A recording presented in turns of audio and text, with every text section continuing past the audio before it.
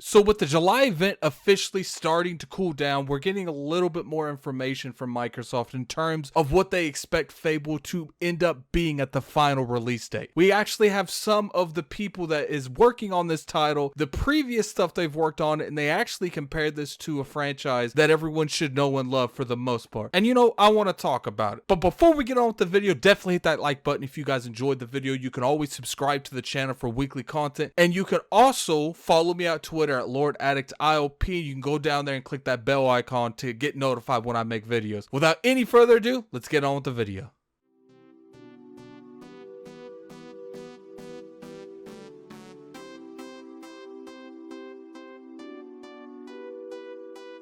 What's going on, you guys? Gaming Ad here, coming at you for another video. We got a little bit more information in terms of Fable and exactly who's working on this game, what veterans are working on this game, and who Microsoft has pushed from other studios to work on this iconic game that they have started. So let's go ahead and go over these people and exactly what games they've made in the past that might present themselves with that influence from those past games to Fable. Let's start with, apparently there is a lot of developers from Rocksteady that is working on Fable. So we got Martin Lancaster, you know how I can't pronounce names, who was the lead script writer for Arkham Knight. We got Craig Owens, also a former script writer for Batman developer Rocksteady. They both have joined Playground Games. I don't know when, but they both are currently employed by Playground Games. And the cinematic director Martin is also a veteran of Rocksteady. Now let's talk about that. How many people from Rocksteady is working on here in terms of the higher positions in the studio? It's kind of crazy. One would think that maybe a little bit of Batman would inspire over to this game. I don't know necessarily if it would be the story or the artistic direction that Batman went to. Clearly in the trailer, it does look like it's going to be a little cartoony. So I would say it's going to be more in the foundation of how the combat is built. But to be honest with you guys, I don't have an issue with that. I think Batman has a very good combat. Clearly, they can't just take exactly what's in Batman. They got to make it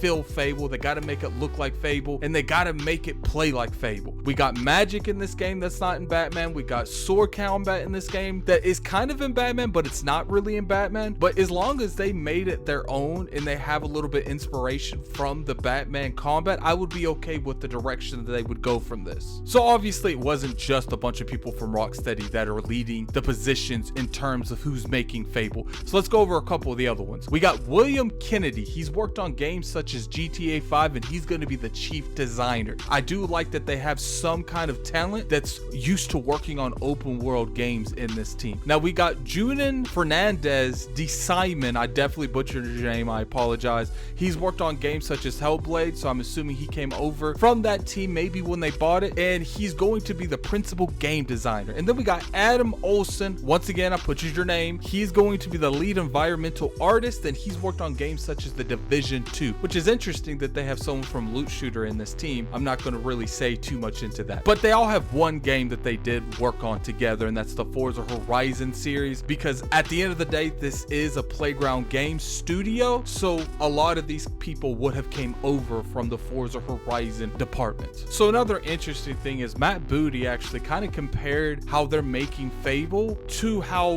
Disney makes Star Wars. You know, going into the new trilogy of Disney, the new trilogy of Star Wars, there's a lot of things that the fan base wanted to bring over into Star Wars that was in the previous ones. So the people who made those movies had the decisions and had the right to do what they wanted with the franchise, but still keep it at its core to make it feel like Star Wars. And I think that's a good analogy. Look, Playground clearly has to pick up the reins that Lionhead Studios put down, or, you know, they were definitely not put down willingly. The studio got shut down, but that's besides the point. And they can make this game their own, but at the end of the day, they still have to keep the original core users, the people who love Fable, the people who made it what it is today, they have to keep them happy. So Playground is responsible for not only keeping the hardcore happy, such as myself, that will go down at them at any time if I don't like what they're doing. And let's be real here, Fable hasn't been around in a long time. So clearly there is a huge demographic of gamers that's never even heard of the game Fable.